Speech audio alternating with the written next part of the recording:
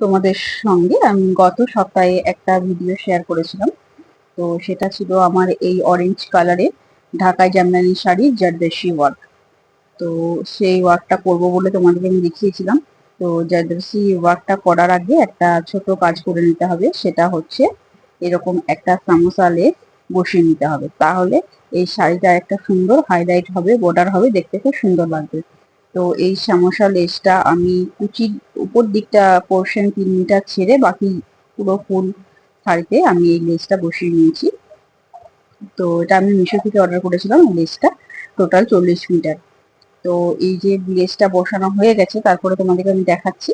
দেখো কি সুন্দর দেখতে লাগছে, এই শাড়িটার লুকটাই পুরো চেঞ্জ হয়ে গেছে। তো এরপর আমি এর মধ্যে জারদোসি ওয়ার্ক করব। আর আরেকটা কথা যেটা হচ্ছে, এই শাড়িটার পাড় আমি আগে থেকে বসিয়ে নিয়েছিলাম, যেহেতু আমি তোমাদের সঙ্গে শেয়ার করেছিলাম যে এটা অলরেডি একবার আমার পরা হয়ে গেছিল। তো তার জন্য আমি পাড় অলরেডি আগে থেকে বসিয়ে নিয়েছিলাম। পাড় বসিয়ে দেওয়ার পরই এই লেসটা পুরো অল শাড়িতে আমি বসিয়েছি। তো এই লুকটা কেমন লাগছে তোমরা অবশ্যই আমাকে জানাবে। আর হ্যাঁ, কিছুদিনের মধ্যে অবশ্যই আমি এই শাড়িটার জারদোসি ওয়ার্ক তোমাদের সামনে আমি নিয়ে এসে দেখাবো। তো আমার এই কাজটা কেমন লাগলো বা এই আইডিয়াটা তোমরা কিন্তু অবশ্যই জানিও। টাটা।